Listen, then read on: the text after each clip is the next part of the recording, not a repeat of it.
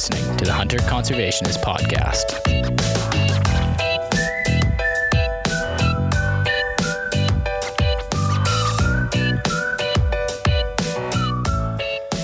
Here we go. So don't adjust your settings on your device that you're listening to this podcast. There's nothing wrong with it. It's me. I'm sporting a bit of a cold, so I do sound a little bit differently. Hopefully not too bad. Last night was a pretty horrible night. I wouldn't have been able to have recorded a podcast because, it just wasn't good. But tonight's awesome, feeling better. But so there's nothing wrong with your equipment there, folks. I'm really excited about this episode. So is Rob as well. On this episode, we want to explore some key questions with Rob. What is the value of wild turkeys? Why is wild turkey hunting important to people? And what's the value of conserving wild turkeys as a game species, even in the places in North America where they live outside their historic range? They've been moved and translocated outside their historic range. And so some people kind of think of them differently in historic range and outside of historic range. But the question around that is why is it important to conserve and manage wild turkeys regardless of where they are in North America now? In British Columbia, where Curtis and I live, we have the Merriam's subspecies. It immigrated into the Creston Valley from Idaho in the early 1980s, maybe the late 70s. They started to do really well there, agriculture, farmlands, river bottom country, and they started to wreak havoc actually in the dairy industry there. So these turkeys were figured out that the big dairy barns were better places to roost than the adjacent forest trees. And so they were coming and going from the dairy farms. And apparently, if a dairy cow gets freaked out, which these big turkeys coming in and out, they can shut down milk production. So the dairy farmers started to get upset. They were coming to the government, the Fish and Wildlife managers, and saying, you need to do something about this. We're fed up. And so about 300 of them out of the Creston Valley were moved over into the East Kootenay area where Curtis and I live. They were transplanted onto private land. And that's kind of I think is sort of the genesis of the turkey population in the extreme southeastern corner of the province. And then they started migrating up from Montana as well. So we sit on the Montana border. I fell in love with turkey hunting back in the 1990s, probably getting upwards of close to 30 years now, when BC first had a season. I was out there right out of the get-go, but I had to learn everything from scratch, complete novice. Didn't know what I was doing because turkey hunting wasn't part of the culture here. It wasn't a tradition that was handed down to me from my family. But, if you're a listener, you know me, I immediately started diving into the history of wild turkeys, where they came from, how did they get to North America, what did they evolve from, what is involved in conservation, the biology of these species. And I really landed on a very particular part of wild turkey management is understanding how the turkey scientists understand or figure out the onset of incubation in the springtime, and the peak of incubation when the most number of birds are sitting on their nests, because that's important in wild turkey conservation and hunting, because it's kind of the timing of when managers want to open up their spring hunt. And I was really trying to understand that, because that was important for sustainable turkey populations and sustainable hunting opportunities.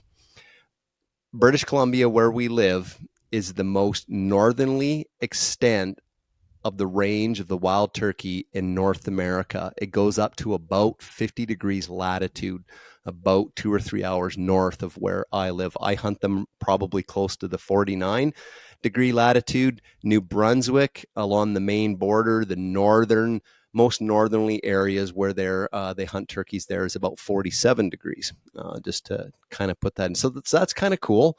Most northerly extent, they're doing well. Over time of hunting turkeys, I wanted to get involved in management. I started to see that the government didn't like them, and they were labeling them as an invasive species. A lot of stuff was published about how bad they were, and they were a threat to native ruffed grouse, and they would eat rare and endangered amphibians.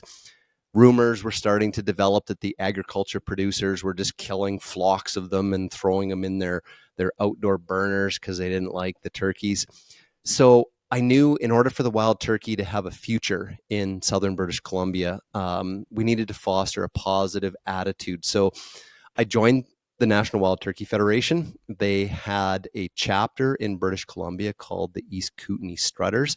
And one of the things I did in my time there is I created a conflict mitigation program where we were going to have like this matching funds and materials labor type program where we could go to agriculture producers which were having problems, like say they were roosting in their hay barns and pooping on their hay, and do some sort of a mitigation program, screening, fencing in the hay sheds, just to get rid of that bad attitude towards them, so that they had socially could carry their weight in the province. There was rumors starting to develop that the wild turkeys were transferring diseases to the cattle. There was a rancher was claiming that wild turkeys were transferring coccidiosis that was killing some of his calves. I undertook a study when I was with the chapter here to look at the economic impacts and benefits of wild turkeys on private agriculture producers' land. And it wasn't all bad, actually. And a lot of producers were actually saying that the turkeys provided beneficial services to their farms. So that was kind of interesting. So I was trying to be proactive. I didn't want the turkeys to get this bad reputation and slide into the category of a pest. But the NWTF chapter here was struggling with working with the government, and eventually, the chapter kind of folded, and that was sort of the end of it here in BC. And so I really never got these programs that I was working on off the ground. But since then, turkey hunting has become popular. People are traveling from all over the province and out of the province to come to BC and hunt. The population's expanding. But sadly, turkey hunting and the sustainability of their populations just never really, the wildlife managers here just never really took an interest in it. In fact, they're kind of more interested in how to reduce the populations rather than increase or maintain them for hunting. And geez, I even saw them dabbling in the idea of culling them using the traps that they captured deer in, which I helped kind of like put an end to that idea. I had heard when the National Wild Turkey Federation first visited southern British Columbia, particularly the East Kootenay region where Curtis and I live, when they were looking at, could we set a chapter up here? Experts said they figured that our region alone could support 100,000 wild turkeys in southeastern corner of the province. I don't think we have that many. Ontario, Alberta, Manitoba have fully embraced the wild turkey as a game species. They're doing management, their research, they have a conservation ethos. Ontario has an amazing history of recovering the eastern wild turkey in its native range in southern Ontario. Alberta has fully embraced having wild turkey in its landscape, even though it's not native to Alberta. They're on translocation programs in Alberta. They're doing research. They got GPS backpacks on hen turkeys right now that the biologists are following. Alberta's biologists are engaging with turkey managers down in the U.S. to learn more. They're going to conferences in the U.S. with experts. They've really Alberta, like, of course, if they're going to do something good, Alberta's going to do it well. They're even looking at transplanting Easterns into Alberta, and it's up where we were duck hunting, Curtis, with Matt. And if they do get a population established there, that will be the most northerly extent of wild turkeys in Canada. Another thing that I always fought here in BC was trying to elevate the wild turkey to big game status and get a tag for wild turkeys. Manitoba, you're allowed one turkey a year, and they have a tag. It's $32. Alberta, it's a lottery system, and they say it's a once in a lifetime draw. You're allowed one bird. The tag's $60 if you get drawn. Ontario has a bag limit of 3. It's like $26 a tag. BC's bag limit, provincial bag limit for turkeys, is 5 between the spring and the fall season, and there's no tag. That bothered me because turkey hunters were not contributing to the conservation fund here in BC because they weren't purchasing a tag. The issue with the British Columbia government is if they had the conservation levy coming off of a tag for wild turkeys, they thought there'd be an expectation that they'd then have to manage them. So they've been resisting the idea of a tag because they don't want to get involved in management.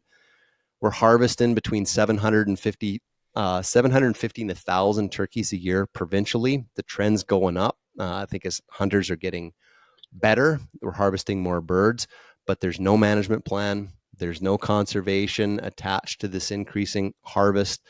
There's just a lack of a conservation ethos in wildlife management for wild turkeys. And that doesn't bode well for the future of a province that could be holding 100,000 of these things. So how can we change this? How can hunters change this? How can hunters convince governments in BC and Nova Scotia, which is wanting to get turkeys, and there's been some kind of political pushback there in the last few years. And that's kind of some central things, plus some exciting spring hunting that we want to talk to Rob about. So that sets the stage for this conversation to go all over the place. So, hey, everybody, it's Mark Hall, your host. And it's Curtis Hall, your co-host. The Hunter Conservationist Podcast is brought to you by J. Martin Taxidermy.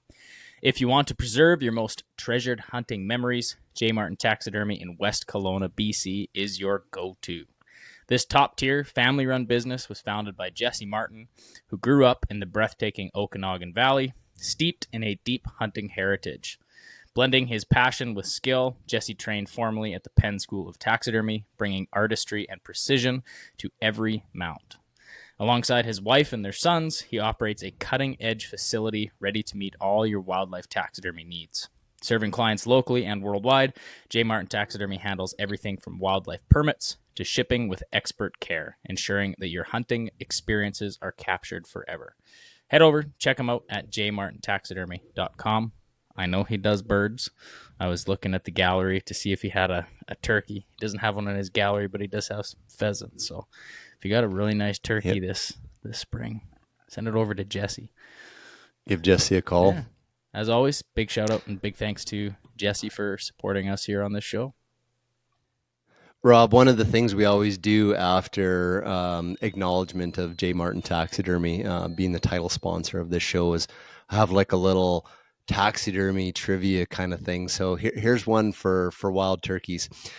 So when a taxidermist mounts any bird, they got to meticulously go through them afterwards and lift and lay down every feather to get it back into this beautiful, physique that that birds have.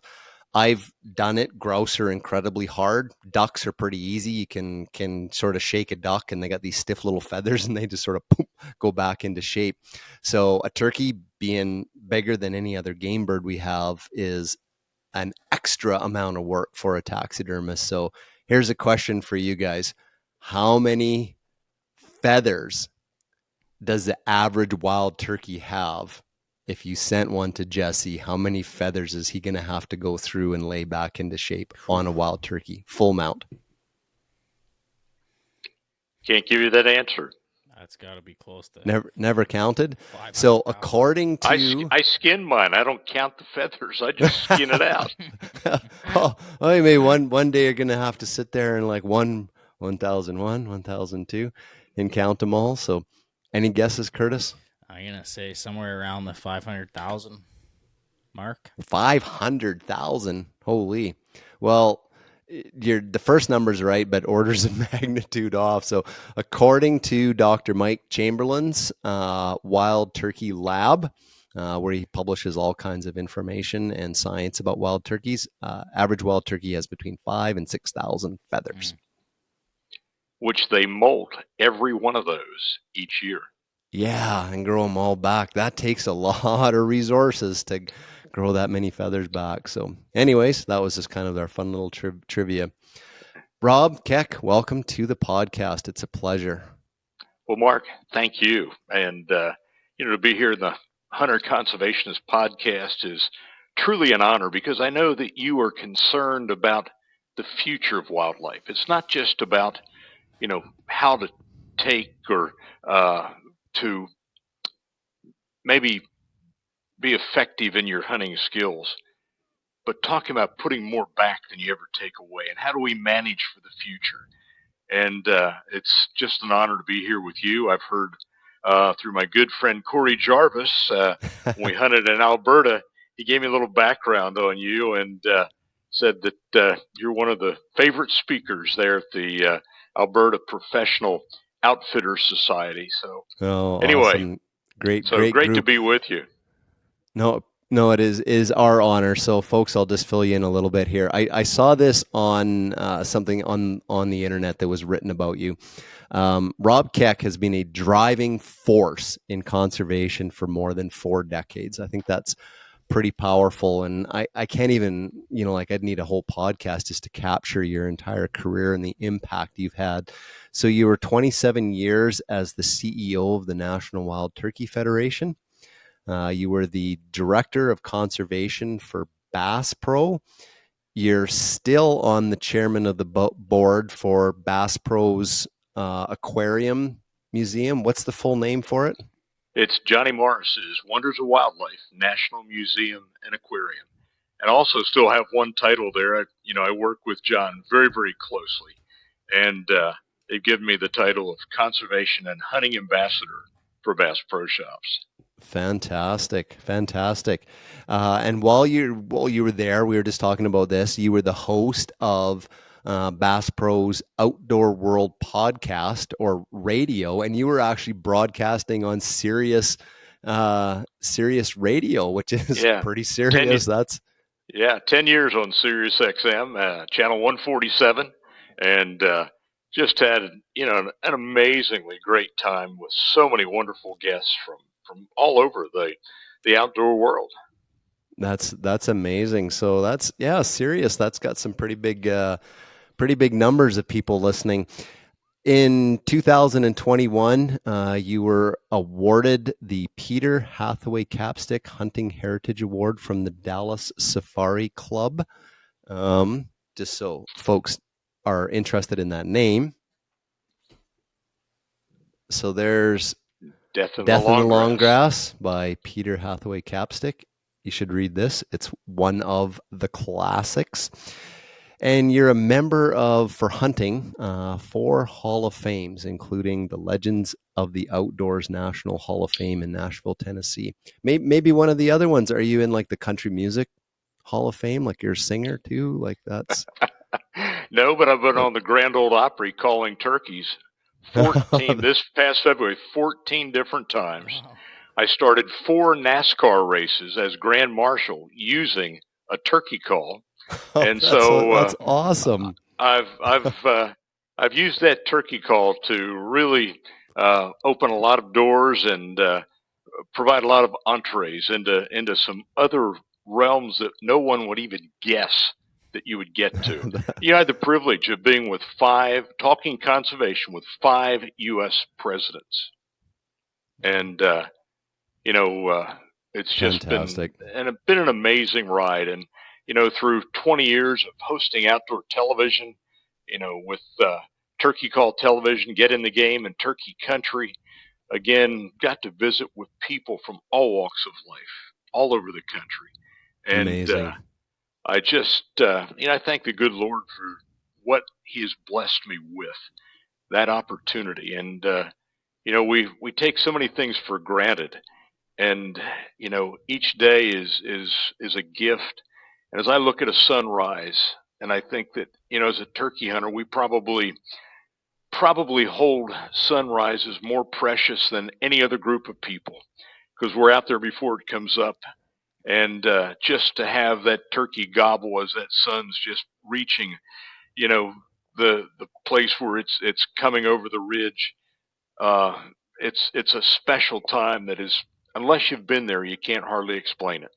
It is amazing. I just know from so many experiences, it's like a little kid at Christmas. It's sort of like, okay, it's light enough for you to fly down. Come on, it's light enough for you to fly down. I can't wait anymore. It's like, get on the ground and let's see if this is going to happen. Hey, a couple days ago in Quebec, you talk about early. I mean, it was foggy to start with. Roosted his turkey the night before. He gobbled one time, and at 3 minutes after 5, I'm talking about 5 a.m., he is on the ground. I tree called one time. It's just a real soft tree call, and he's on the ground, and he is strutting through the fog coming right into me. And it was just, I couldn't believe how early it was. Wow. Must have had maybe super good eyesight, or no fear. He was just like, I'm getting on the ground, and No, I got some he was business to he was take ready care to of. meet that hen. I was promising something that I knew he wasn't going to get. So There's a story where the early bird didn't get the worm, so to speak. So fill us in on your spring. We've talked about this outside the studio before. Like, you just had an amazing part of your life, your journey as a wild turkey hunter kind of came to fruition this year. Fill us in on spring 2025 for Rob Keck. well, let me just back up a little bit.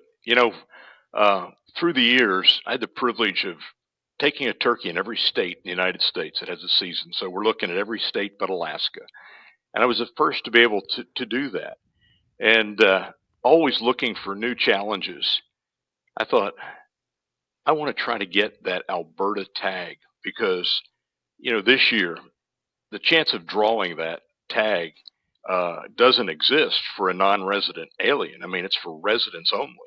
And I happened to see online last spring this Alberta tag, the minister's tag for wild turkey. And it was at the Western Hunting Conservation Expo in Salt Lake City. And so I bid on it and I won it. In fact, it was really funny. I just knew that I had to get online when the actual auction was taking place. I bid over 3 weeks online. And darn if I didn't get uh, taken away from the computer. And when I came back, it had already auctioned off. And I thought, well, there's no way I got that tag. And so I didn't think anything more about it. And 3 weeks later, when my credit card bill came in, I saw this charge for $4,700. And I thought, what the heck is this for? Then I saw Mule Deer Foundation. I said, that was my last bid. And I called. They said, oh, yeah, you were the winner of that tag. I said, you got to be kidding. So at that point, it really began to formulate what spring of 2025 was going to be. My focus was going to be on Canada because I knew after talking with the folks at the Alberta Professional Outfitters Society that only residents had gotten that tag before. It was only offered 2 other times. So I thought I could be the very first non-resident alien to take a turkey in Alberta, but I also could be the first to take one in every province that a non-resident alien could go. So I went to work, lined up some great people, and just the networking that we have in the turkey world is just amazing. So my good friend Mark Drury, I'm sure many people listening here are familiar with Mark and his work. And he told me about his friend Corey Jarvis, and Corey told me that he had a guy, Lindsey Patterson, that guided his turkey hunters. And so we connected. And he said, I can help you out in BC. So I got a great place. We'll just go across the border so you can knock out Alberta and BC. Last spring, I was in New Brunswick with Terry Smith, who was past president of the Canadian Wild Turkey Federation. And so I already had that, and I'd already taken Ontario back in 1999. So I just needed Quebec. And anyway, Terry told me about a great turkey hunter in Quebec. We hooked up. And this past Friday, I was lucky enough to take my Quebec turkey and then took another one then on Saturday.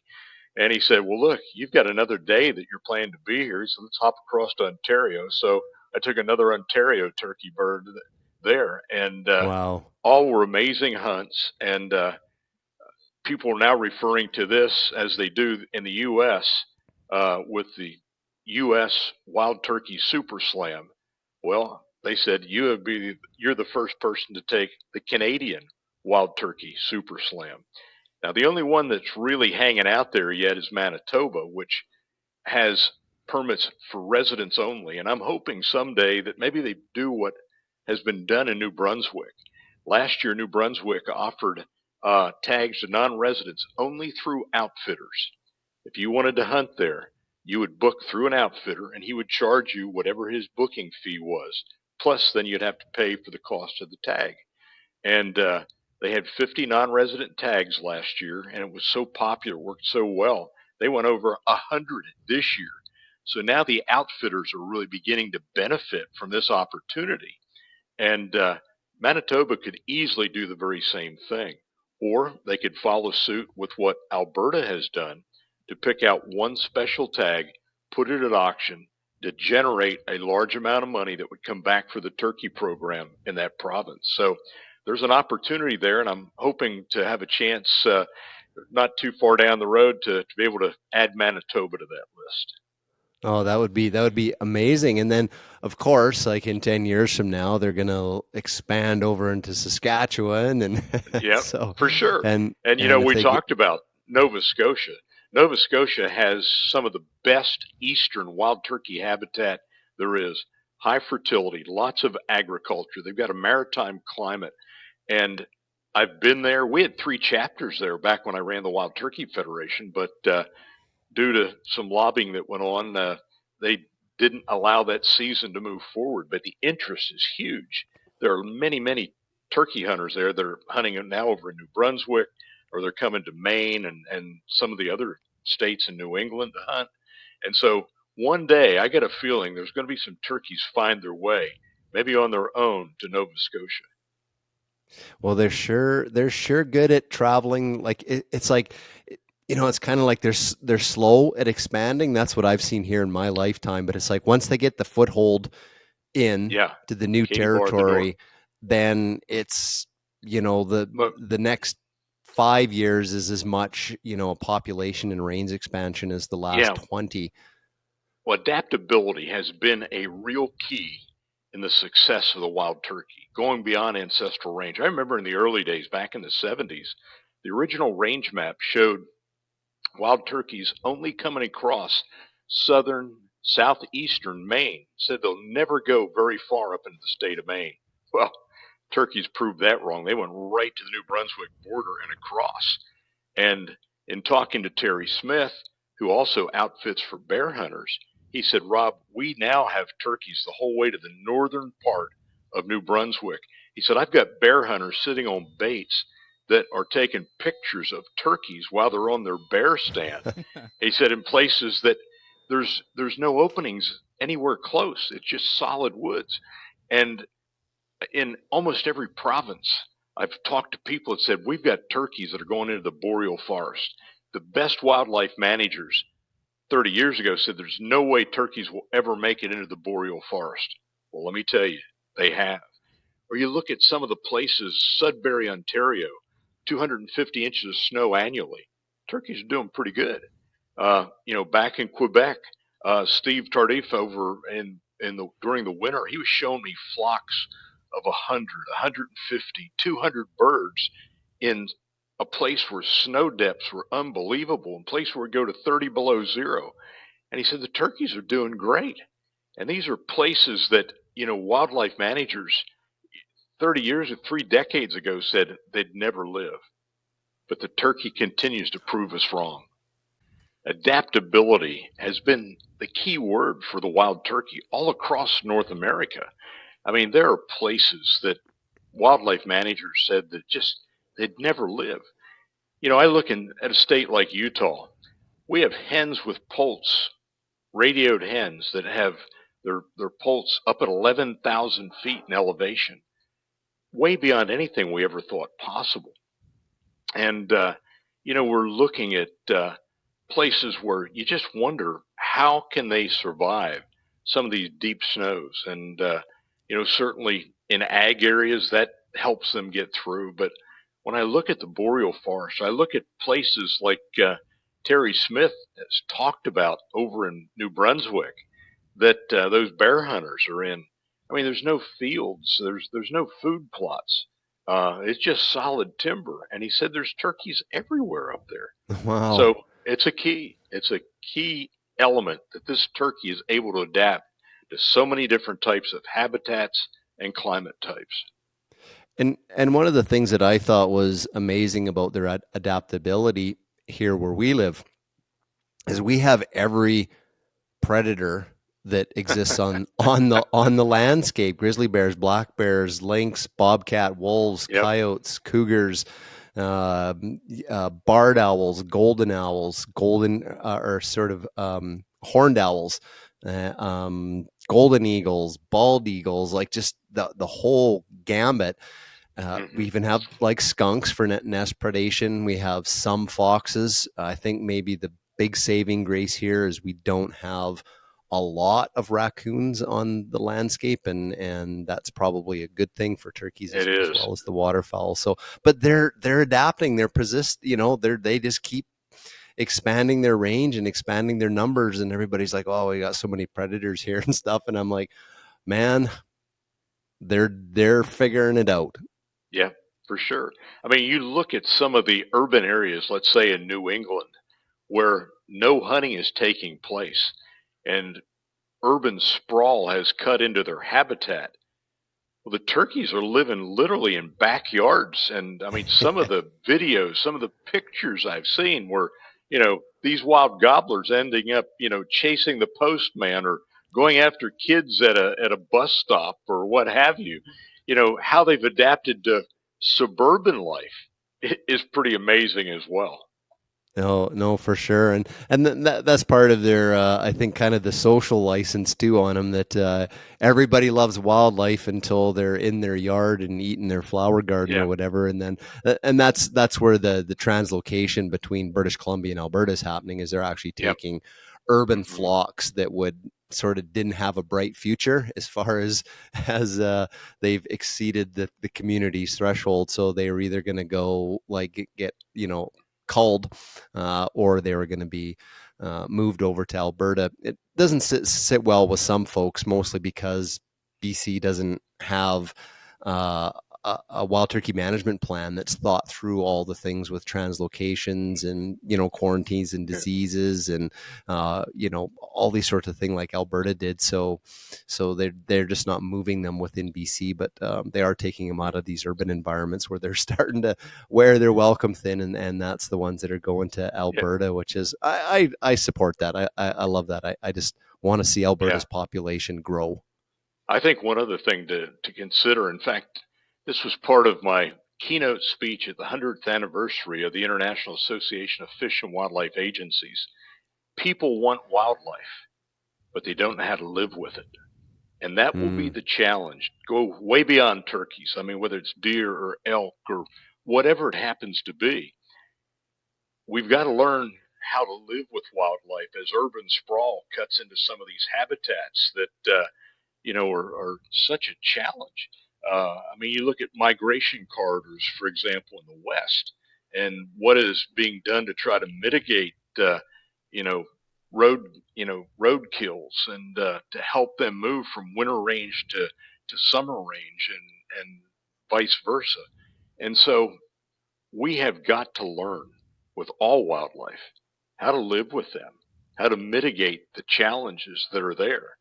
And I hear so many times right here in South Carolina, people in Hilton Head, they love seeing all the deer, but they sure hate it when they eat all their shrubbery and costing them tens of thousands of dollars to replace it. And so we've got to figure out how to best handle those situations, whether it's trapping them, moving to other locations.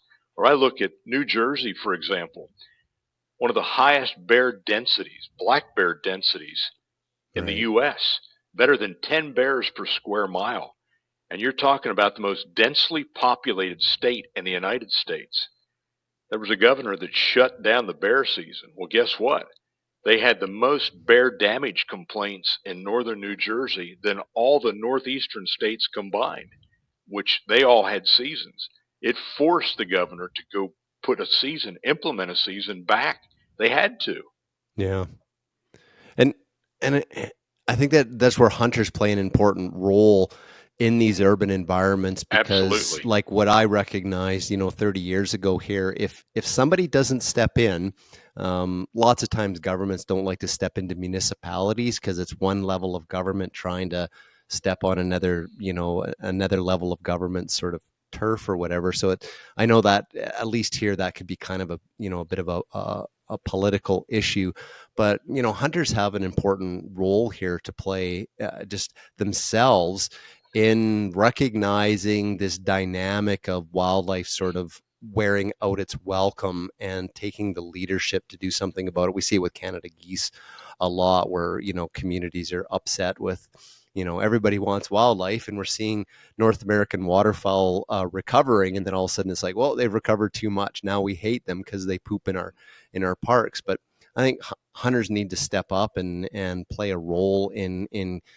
managing that social carrying capacity, that, and never letting that ethic develop, or attitude in society that we now hate these things. Because my observations has always been, once the average person now went from loving the wildlife to hating them, some of them try to take matters into their own hands, and you see everything from misused traps to like poisons, or somebody decides they're going to try to use a crossbow, and and we see all these stories of animals with bolts stuck through in inappropriate places. So the turkey's the same way. Well, Mark, one other thing that is so important is that we are the only spokespersons for wildlife. When New Jersey re-implemented their bear season, it was a media circus. Hunters, baby killers, the things they said about the governor. Every day, front page news out of the Newark newspaper was negative to hunting. We have got to control the narrative, because that narrative is going to affect the politics. And politics of wildlife management is now trumping the good science of wildlife management. We have got to put on a better face. We've got to represent ourselves better, whether it's in social media, print media, television, or what have you. We are our own worst enemies so many times. And so often we just take a passive attitude about it. We have got to be more aggressive in telling this good news story, because as you look across the country at these populations that are flourishing, we are the heroes. We're the unsung heroes of conservation. The general public doesn't know that. We don't tell that story very, very well. And we've got to do better if we're going to be remaining politically relevant in the days ahead, because as this population grows, we become a smaller percentage each year of that overall population, and the impact politically becomes less and less. I'm very concerned that we don't do a good enough job, whether it's in the pictures we take of a dead turkey or a deer, to the way we present ourselves as sane, responsible people. We improve the quality of life for all people. And think about that for a minute. I'll never forget, it was some years ago. I was at a show up in New York State, and I had a little old lady come up to me, and she said, "I just want to thank you for what you've done in bringing back the wild turkey." I said, "Why is that?" She said, "I don't hunt." She said, "I live in the house that I was born in." This lady was in her 70s, maybe 80s. She said, "There were no turkeys here in our farmlands and these ridges when I was a kid. But," she said, "today, when I go out to my mailbox during April and May, and I get the mail out, and I shut that mailbox door and I slam it, there's a turkey gobbles up on the ridge, and it makes my day."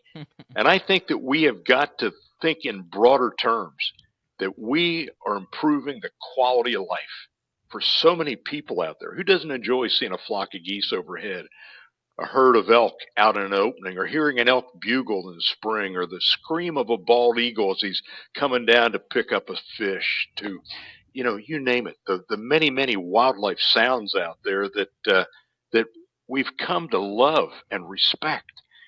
And hunters are the reason that that's there. We've paid the freight. We've got to stand up and tell that story better than ever before, Mark. Yeah, no, 100%. And I've even seen this with wild turkeys and restoring populations or introducing them into new areas. the birding community, like they're on their list. As you know, birders, serious birders have got like this lifetime checklist, and they gotta, like, I saw one of these and one of these, like they want to get through that list. And if there's wild turkey in a region, that's, you know, a naturalized species, they want to witness it. It's part of their drive in loving birds, that, you know, wild turkey. And so then why are wild turkeys there for this person's journey in birding? And it's most likely that it's because hunters put them somewhere, and then they picked the right habitat, and they've expanded into new areas. So yeah, I think that's, you know, that's an area of wildlife enjoyment that we don't necessarily see the birders and the hunters coming together that often. So yeah, that's good message. Years ago, I was at a meeting down in Missoula with the chief of staff of the Rocky Mountain Elk Foundation, and he was saying that fundamentally the Rocky Mountain Elk Foundation is about biodiversity conservation. It's about everything from every little plant, moss, insect, butterfly, right up to the majestic elk. And they said the reason they created a conservation ethic around the elk is, in the West, people could identify with the elk. It was a symbol. Everybody knew it. So when they started to take on conservation efforts, securing private land, these sorts of things, they said the elk was like an umbrella. And if you're conserving elk on the landscape, you're also conserving mule deer, and you're conserving aspen, and you're conserving, you know, all these other things that are out there. But it's the poster child. Wild turkeys, I think, are doing the same thing all over North America. How would you characterize the people's love for the wild turkey and for wild turkey hunting as being like an envelope species? What are the other benefits that are happening on the land because hunters love wild turkeys, basically? Well, the passion that comes about from a turkey hunter that has bitten by the bug. He spends endless dollars, in many respects, here in the South to plant. It may be in the form of food plots that are important, let's say for brood habitat, planting clover, that we know that those hens want to nest within 30 meters of an opening. And they want to bring those poults out into an area where they can pick up lots of protein in the form of bugs. So you've got hunters that are putting seed in the ground. We've got hunters that are passionate about planting things that will carry mass through the winter. Different kind of mass-producing trees and shrubs. You also have people that I always said there's two types at the Federation. There's those that want to put their fingers into the ground to make things grow. There's others that want to put their fingers in their pocketbook that may not have the time to put their fingers in the dirt, but they're going to help pay for those kinds of things that are so important for research and management and education. And I find that turkey hunters will open their pocketbooks up to meet the needs that are there. For example, we've experienced in a number of states where populations had declined, and that need for more additional research has popped out.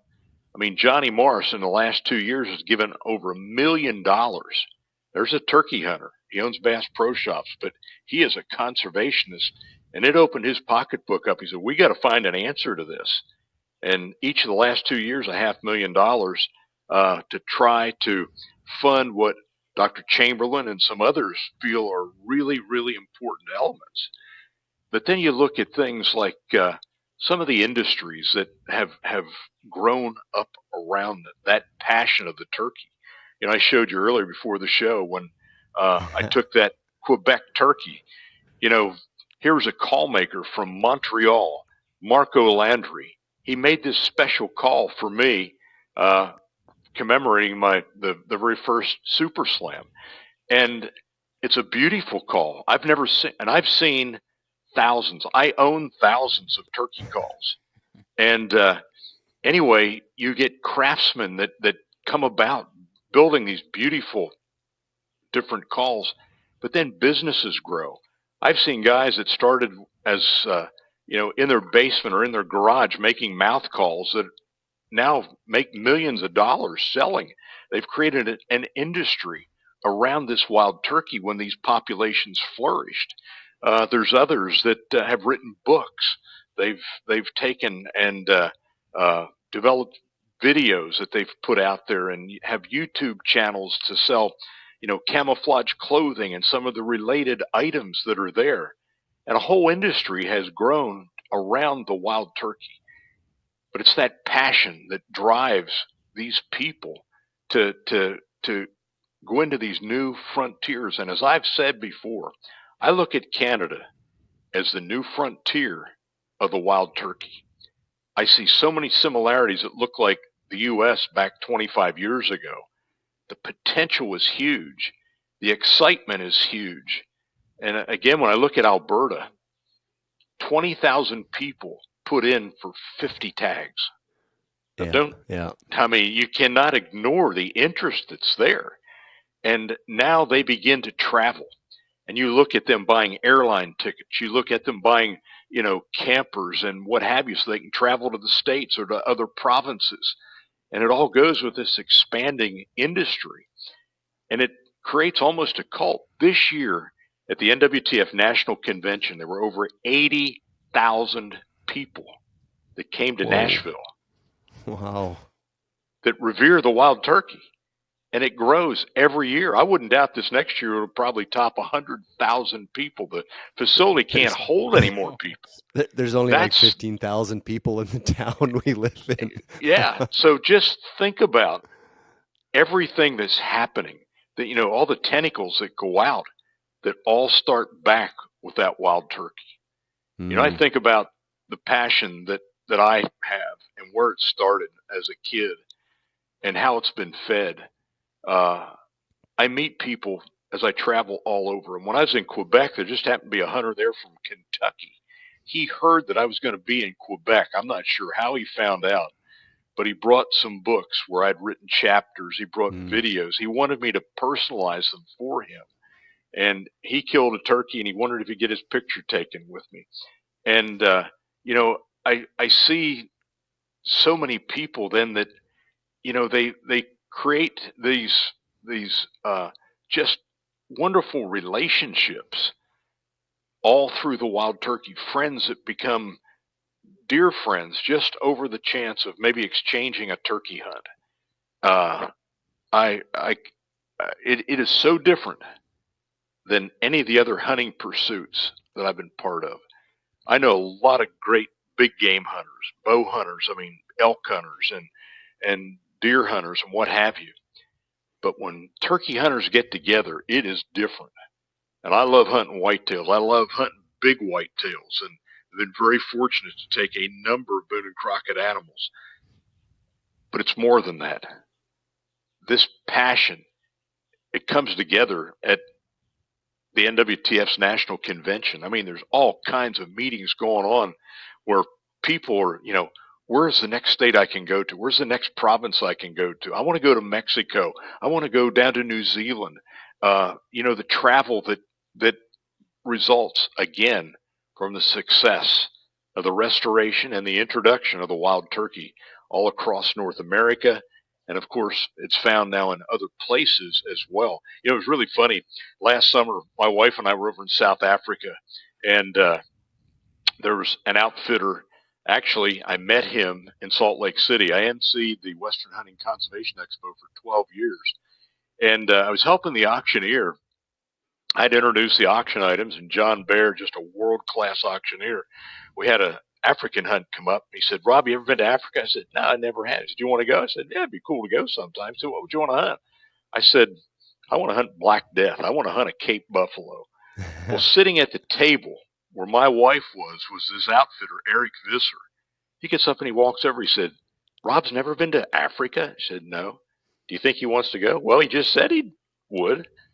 Said, "Well, consider it done. He can come kill a a Cape Buffalo with me, and you'll be my guest.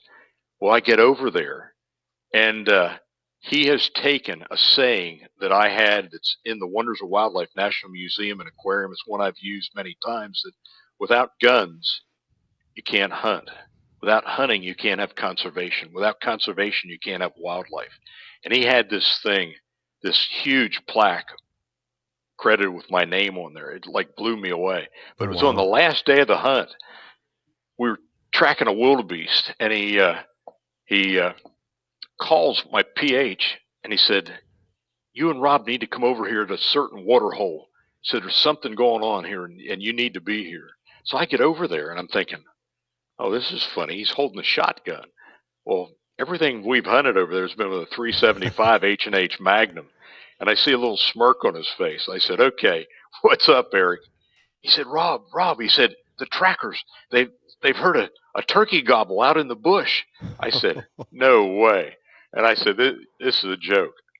He said, "No, really." He said, "And I know you told me you hunt them with shotguns, so I brought this shotgun for you." And I'm thinking, oh, this is going to be really good.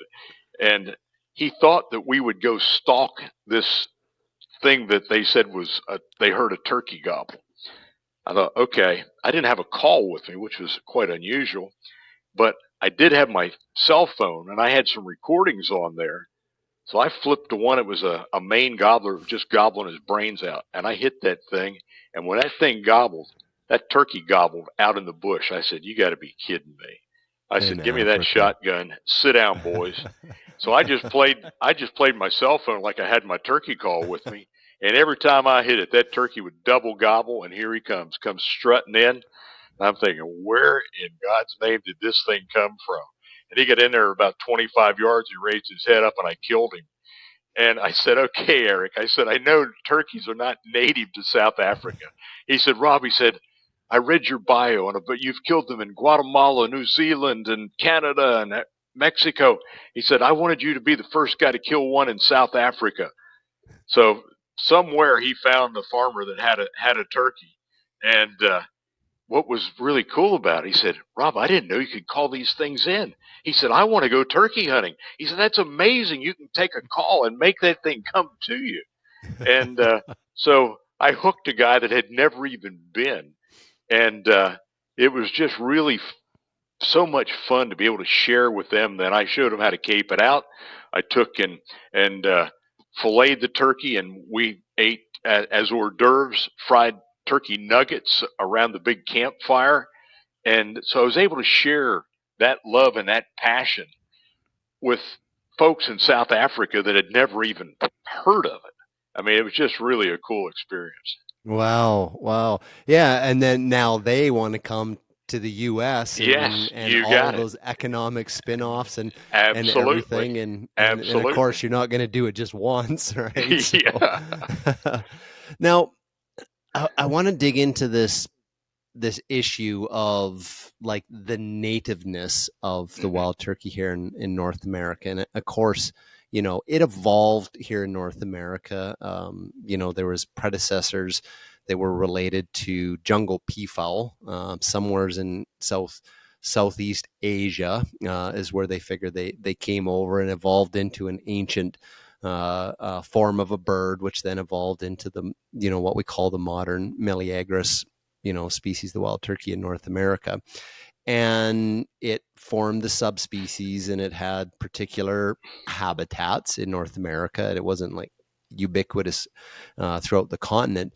But when the major restoration initiative started in the United States, conservationists were going like, well, the Miriam subspecies is like the South Rockies habitat, ponderosa pine habitats, a bit drier bunch grasses and stuff. Where else do we have that? So look north in the Rockies, and, you know, moved them into those places, and lo and behold, they thought it was just fine, and that's how the ones ended up, you know, where we are. So we introduced them or restored them in their native ranges where they had disappeared, and expanded them by introducing them into new areas of proper surrogate habitats.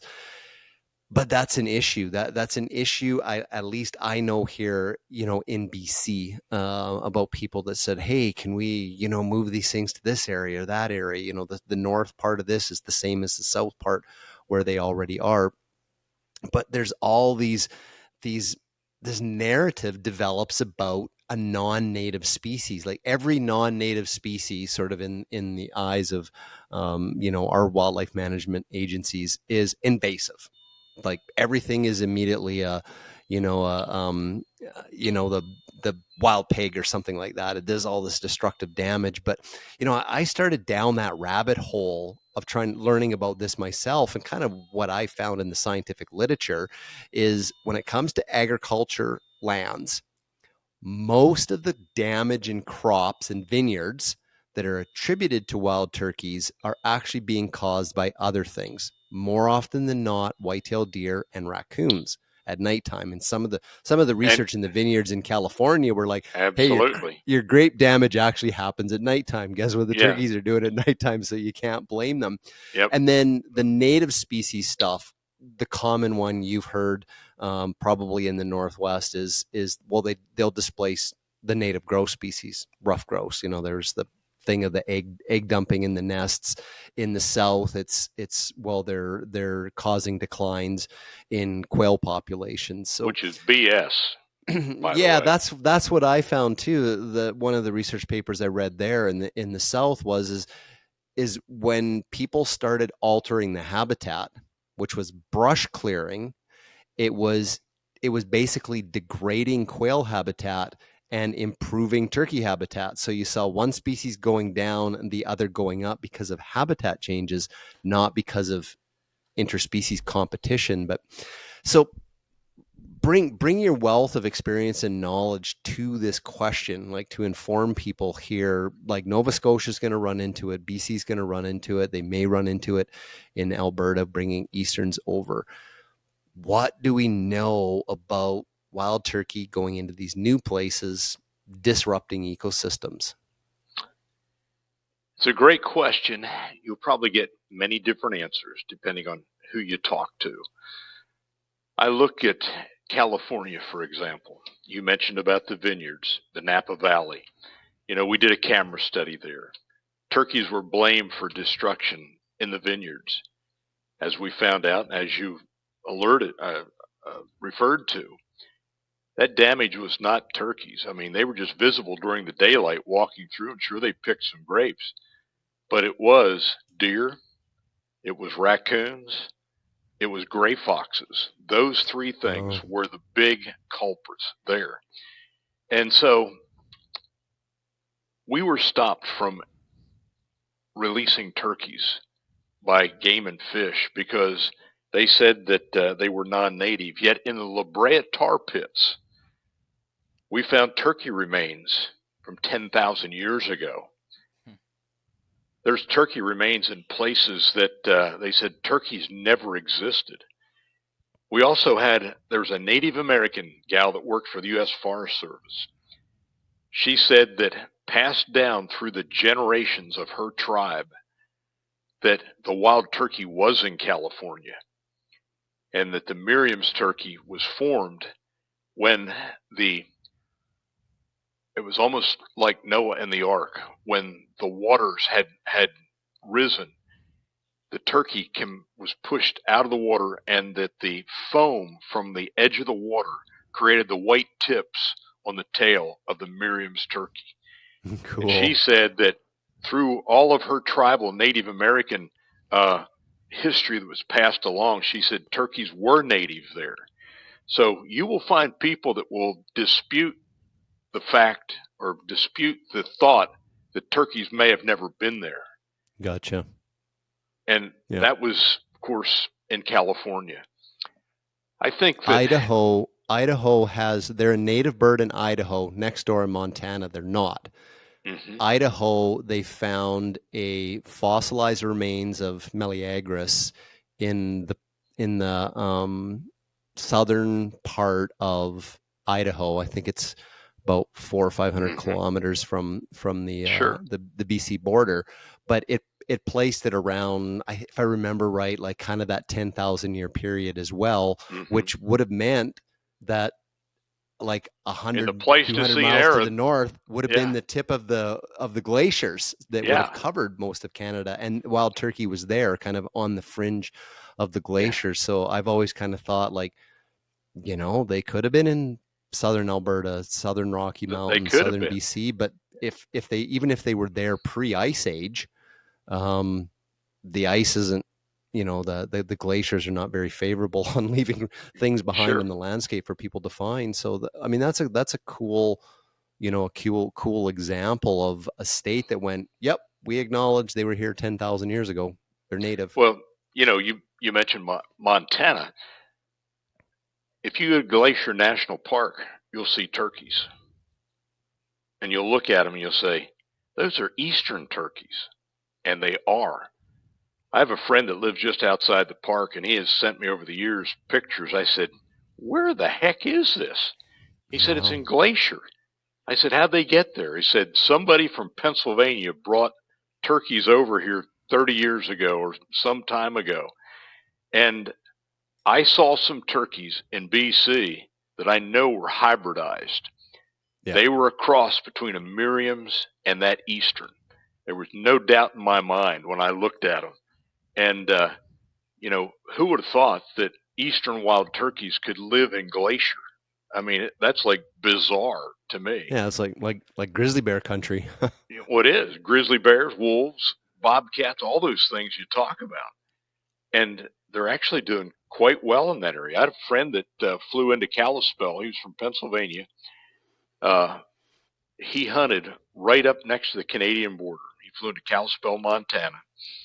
He sent me a picture. They had 4 turkeys there. One was absolutely a pure Eastern. One of them was a pure Merriam's.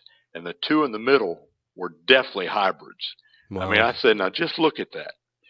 They went there to kill. They were hoping to hit just pure Merriam's because they got Easterns back in Pennsylvania. And, you know, I'll never forget when we were stocking Nebraska, the turkey biologists there didn't want to listen to us, said, look, we want to maintain the integrity of the subspecies. And the subspecies that's there and through the Dakotas was all Merriam's. And he said, I don't care. He said, we just want turkeys that gobble. So he brought in Easterns, he brought in Rios, and he brought in and moved some other Merriam's. And if you go to Nebraska, you're liable to see 4 strutters, and every one of them, it looks like the Grand Slam. It looks like a Florida, it looks like an Eastern, it looks like a Merriam's, it looks like a Rio. And then all kinds of hybridization. And so, you know, you can get all different kind of takes. People love to go to Nebraska to hunt turkeys. They don't even care what they are. And they just want the experience because, you know, one time, I mean, you could, I think, take 3 in the fall and 3 in the spring and what have you. Or, you know, you look at Maine. I mean, the original, as I said earlier, the original range map shows that bird coming down through just southeastern Maine. And the turkeys on their own just kept moving up towards New Brunswick. And in places where there's very little open ground, and we know that openings are important to wild turkeys. We've seen turkey densities, just like in the state of, let's say, Wisconsin, where you've got 60% openings and 40% timber. You can have 25 birds per square mile. You go north of there where it's reversed, where you've got, you know, 40% openings and 60% timber, and you drop down to 15%. And so there's just all kinds of things that can change and manipulate those numbers in areas where, you know, some say they were never there, but I don't think we really know. I'll give you another great example. The Florida turkey. The only place you can go for an Osceola is in Florida. If you want a pure Osceola, you better go to South Florida. The original range map shows the Osceola going the whole way up through the peninsula of Florida, coastal Georgia, coastal South Carolina. When I moved to Edgefield, South Carolina in 1978, I asked, where did these turkeys come from? Because they were gone. They were gone by 1900. And they said these birds were trapped over on the coast in the Francis Marion National Forest. And if you look at the Francis Marion, that was part of the original range map of the Osceola. They trapped those, brought them to Edgefield County, which is in the Piedmont, right on the dividing line between the coastal plain and the Piedmont. The first turkey I killed, I looked at that thing and I said, this is pure Osceola if I've ever seen one. And I'm in Edgefield County, South Carolina. The outer 10 primaries were almost black, hardly any white barring. I took that wing, sent it to Lovett Williams, who certainly was the most knowledgeable turkey biologist of his time. Sent it to him and said, Lovett, tell me what subspecies. He said, no question about it, it's an Osceola. I said, well, let me tell you, I killed him in the Piedmont of South Carolina. And that's when he said about the range map. And he said, well, where do those turkeys come from? I said, they came from the coast. So here we have an Osceola living in the Piedmont of South Carolina. They adapted. You know, when you look at the genetic patterns, there's really not a lot of difference between an Osceola and an Eastern. Just the visible difference that you see primarily in those outer 10 primaries that lack the kind of barring, the white barring that goes into the main feather shaft. So there's so many unknowns in this. And, you know, my bottom line was let the turkey determine where he wants to live. And, you know, this thing about, I remember one of the symposiums we had was on the snow belt states. How far north will they go? And I remember at that symposium, they said, well, they'll never go into Canada. Yeah, right. They said they were never even get in Minnesota, never even going to get to the Twin Cities. They went right to the Canadian border on their own and then into Canada. So I think sometimes we maybe try to put too many parameters on it and we just let the birds go do what they want to do and let it at that. Manage as best we can with the tools that we have. Yeah. No, absolutely. And, you know, when it comes to the sort of the labeling them as invasive just because they, you know, they weren't in an area, at least in our understanding, which would be, you know, post-settlement, what was there, you know, 10,000 years ago, that gets pretty hard unless there's some good oral traditions, you know, in indigenous people. But the thing I always come back to when I have this conversation with folks about like, well, they were never in this area before. They're like the white-tailed deer. They are a species that evolved on the North American continent. They are North America's bird. And 5 subspecies that all found niches amongst grouse, amongst, you know, woodcock, amongst all these other species that are out there, amphibians of, you know, all kinds, insects of all kinds, and they found their spot to live. And I agree with you. If they're, you know, even if we hadn't driven their populations down and then had to restore them and expand them into new habitats, they would have eventually found those habitats. If you'd have just kept us off the continent and then come today, I would probably say as a species, once the glaciers were, you know, were out of the way, they probably would have found the places that we put them anyway. So, and given that they were already living in some of these places alongside quail and rough grouse and stuff, I don't think they're going to go from places in eastern US to the west and all of a sudden wreak havoc on rough grouse. Like if the habitat is good quality, I have just never believed in my heart, because I love the wild turkey. I don't want anybody to say anything bad about him. I just always believed in my heart, kind of from an ecological perspective, that this is a North American bird that's not going to wreak havoc on native species, no more than the white-tailed deer is now that it's expanding into the boreal region of Canada as well. So, Mark, I've got a question for you. Mm-hmm. What would you tell the people of South Dakota that they had to eradicate the ringneck pheasant because it's an invasive species? What would you tell them? They're not native to South Dakota. No, they're not native. We know they came from Asia. In my way as an ecologist of always understanding this is they were a species that we introduced that managed to find a niche in the habitats that we put it in the Midwest without causing harm to the existing ecosystem. Therefore, they become known as a naturalized species. And then we just went forth and treated it like it had been here forever. There's a difference between a non-native, great, still call them non-native, but it's non-native naturalized versus non-native invasive. Invasive has to have that some sort of impact to a native species, flora, or it could be the vegetation, or economic impacts, or I guess social impacts if it brought a disease, with it, to be called an invasive. And just because a species is non-native doesn't mean that it's invasive. And that's how I've always thought of the pheasant is, and my thoughts is what else have we taken for granted that's on the North American continent that came along with people over the Bering Land Bridge or however they did settle North America?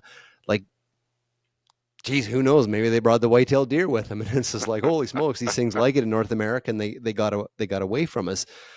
Dr. Val Geis in one of his books, and I think it was a book on one of his wild sheep studies, made this comment that somehow the North American plains bison may not have evolved here naturally. It may have actually came at the hand of man, of ancient Paleo Indians actually developing it through like animal husbandry, and then they populated the North American continent. So that's always challenged my thinking about what we call native and what we don't call native. The fact there was people here influencing wildlife. So, by the way, I love hunting ringneck pheasants. I grew up hunting ringneck pheasants, wild ringneck pheasants in southeastern Pennsylvania, and I love hunting them in South Dakota. So anybody from South Dakota, believe me, I'm not taking a shot at you. I love it. No, absolutely. I hunted them once a couple years ago in southern Alberta, and it was a release area. I've got a lab that I use for duck hunting, and it was kind of like, hey, let's go try this pheasant thing or whatever. And he's really good at it, and he flushed up a cock, and we got it. And man, I'd love to have more of those in my freezer because just eating it was just amazing. But well, let me tell you, over where Creston, where you got your BC bird, there used to be a pretty good population of pheasants there that have just dwindled because nobody's done anything with them. But I'll tell you, wild pheasants and release pheasants, night and day difference when you hunt. I bet. Yeah, it really is. So, no, those are good points, good things to dive into. So one of the things I wanted to get at as well and get your thoughts on this is Canada. You referred to Canada as sort of like the emerging frontier of the possibilities of what wild turkeys could do as a species in North America and the hunting opportunity. What can and what should hunters be doing across this country from BC all the way to Nova Scotia to take charge here and take control of the narrative and get some stuff happening with wild turkeys? What would be your advice? Well, I think we start right here with the U.S. What did we do here? There was so much information that was just misunderstood. And it took an organization that brought together like minds, brought professionals, which we called a technical committee, biologists from all the states, to share what knowledge they had on the research, the management, the things that worked, the things that didn't work. Things like shutting down the Pennsylvania game farm, which wasted millions of dollars. And then it also branched out with chapters, much like what you started with there in BC, to help educate people. In the States, we went 100 years in many of the states without ever having a turkey season. People had no idea how to hunt them, how to manage them, what to do about seasons and bag limits. I think that is extremely important. The educational aspect, not just on how to hunt them, but on how do we take care of them? How do we're going to have more? And that means we got to generate money. Maybe it's going to be to help supplement buying rocket nets that we can trap and transfer. We had many volunteers through those chapters that sat on bait sites. They helped box the birds. We provided transport boxes. And then with the professionals giving us the idea where they needed to go, provided transportation to get them to the new habitats. I think, a publication, and I think much of this could be done online today with the NWTF. It was printed and certainly served a major role there. And I think in places like BC, you're going to have to elevate. You're going to have to work with the government. You're going to have to work with the ministry to try to get them to embrace the importance of what the wild turkey provides, and that the demand is there as a species that can be hunted and can generate revenue for more wildlife research and management. And there's where I would start. I think there's a place for everybody, rich or poor, young or old, professional or non-professional. And that's what we found when I ran the Wild Turkey Federation. I tried to plug people in wherever we had that need, because I wanted people to have skin in the game. I wanted them to have ownership. And you got to understand, like with NWTF, I understood I was in the people business as much as I was in the turkey conservation business. And a lot of groups don't understand that. They want to focus on just the science. There's others that just want to focus on raising money. But I have found that if you empower people to do great things, allow them to do things they never thought they could even do, give them ownership in this turkey program, they will ultimately raise you all the money you need to have, which will then take care of your mission over on the scientific end. It's a very simple formula. And I see no reason why Canada could not follow suit in doing the very same thing. Terry Smith, past president of the Canadian Wild Turkey Federation, he said, "Rob, we're struggling." He said, "I need your help." I said, "I'd be glad to help." I think that you need a strong national organization to try to point out the strengths and the weaknesses that are there. How do you shore up where those weaknesses are? How do you share the strengths and the things that are succeeding, maybe in Ontario with those people in Manitoba or Nova Scotia as another new frontier?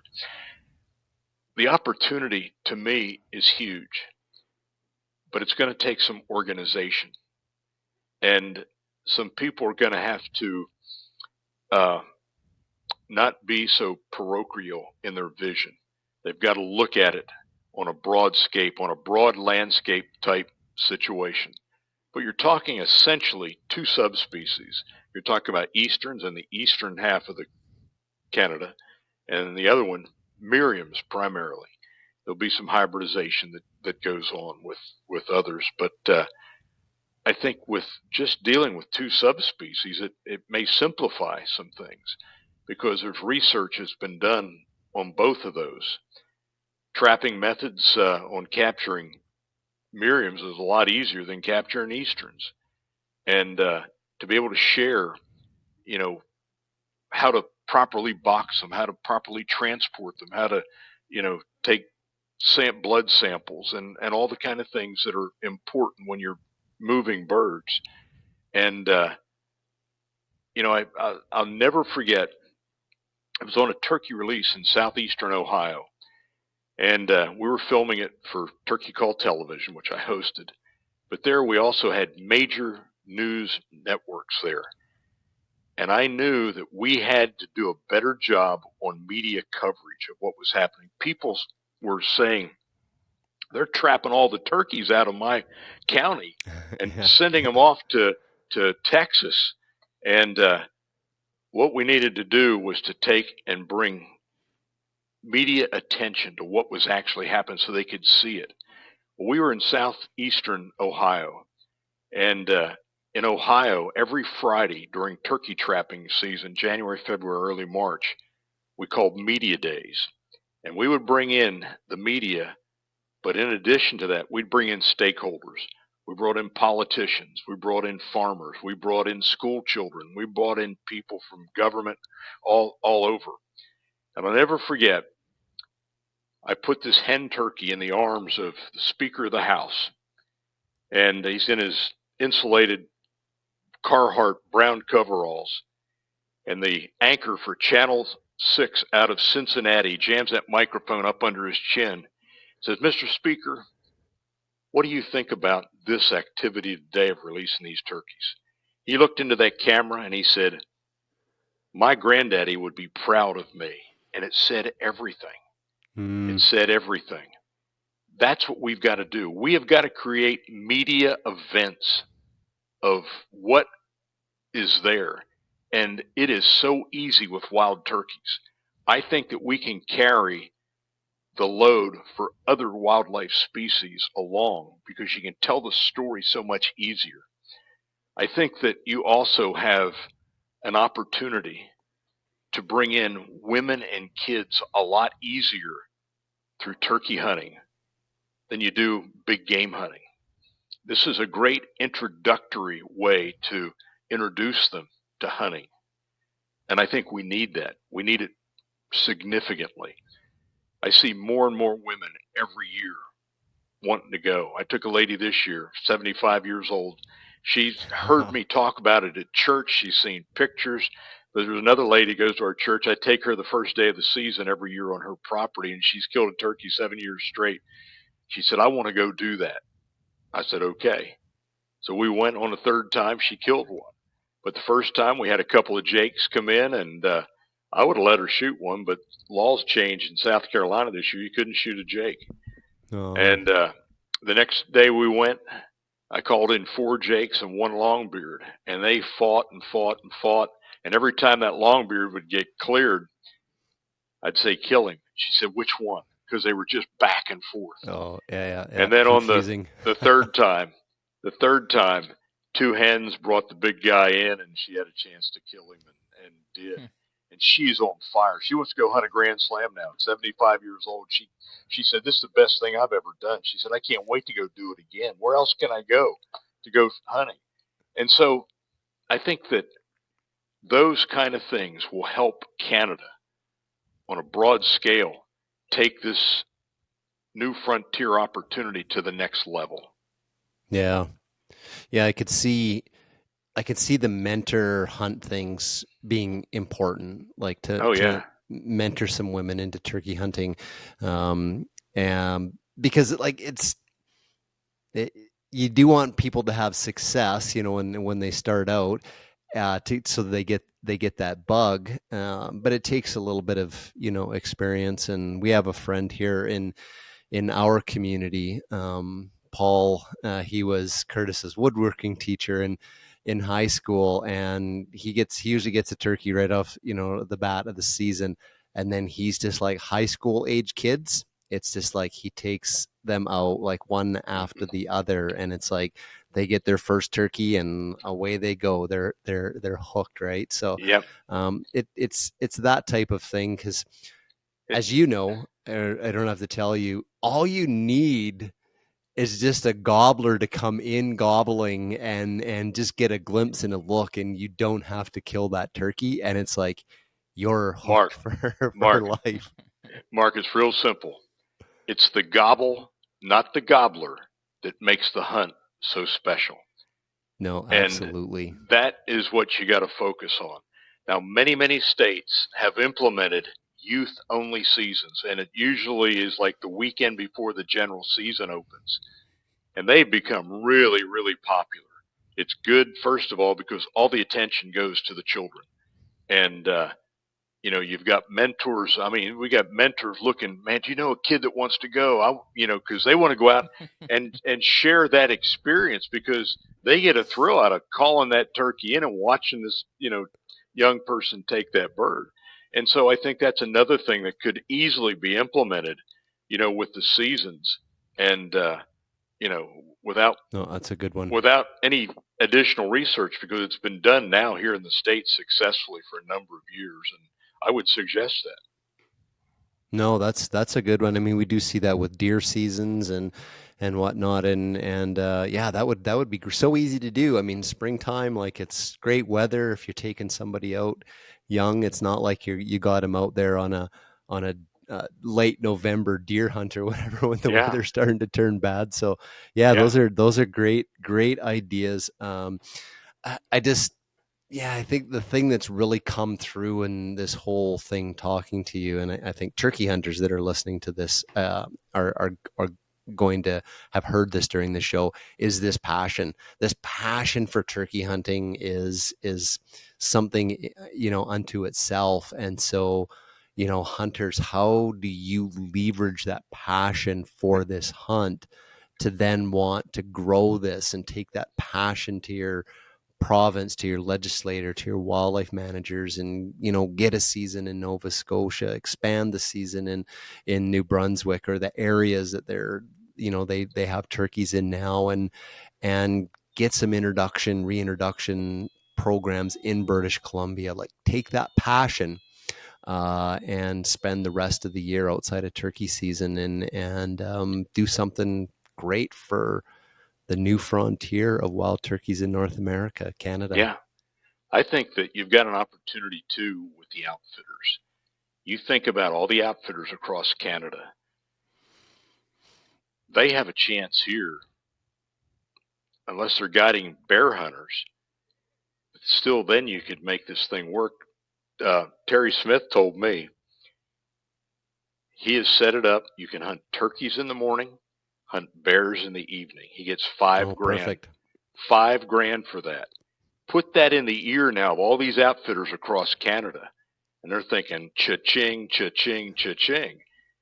And I think when you get the outfitters on board with this, I think you take it then to another level. Yep. I think you've got Yep. an opportunity that is huge. And so you've got to work, I think, through each one of those outfitter associations to show them the opportunity that's there. You know, take a look at what New Brunswick's doing.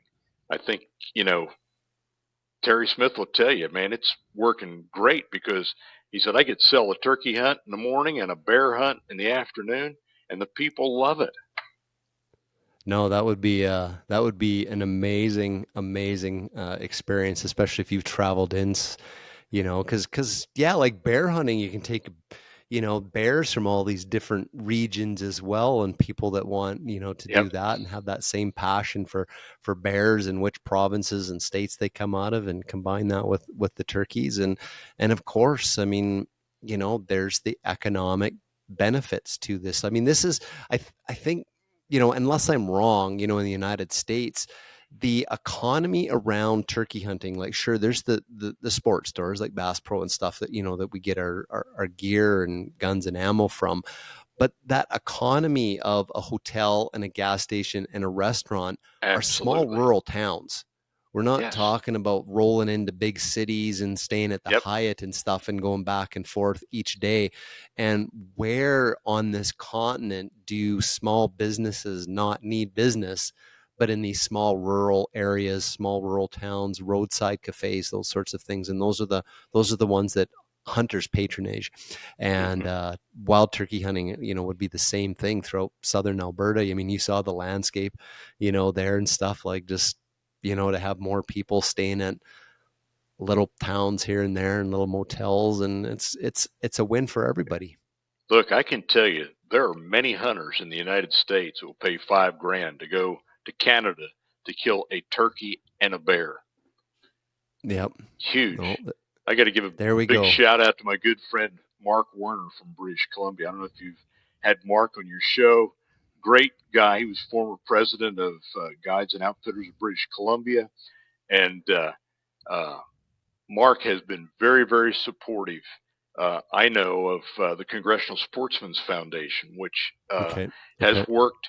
Last year, there were over 1,000 bills in state legislatures that were aimed at trying to curtail hunting, fishing, and access. And Mark has been just a bright star, and I know, in wanting to try to do everything he can to help preserve the future of hunting. I don't need to tell you about the attacks that you've had in BC, but that's got to be part of what these chapters do too. In addition to the turkey, they've got to be able to take care of the future of hunting in general. And Mark Werner, a great friend and a great ambassador, and a guy that is really working hard to preserve this hunting heritage. No, that's a good message. And turkeys, what a great way to get more people involved and out there, and getting that connection between hunting as a passion and then giving back, giving back to the resource. And ultimately that's what we need to grow is conservation, and having hunters find that connection through, whether they're adults or kids, but just making that connections. And more turkeys from coast to coast in this country would, I think, help contribute to that. So, Rob, this has been an amazing conversation. Is there any kind of final thoughts about turkeys and conservation that you're just like, hey, we didn't capture this thing? Oh man, there's so many different elements that make turkey hunting so special.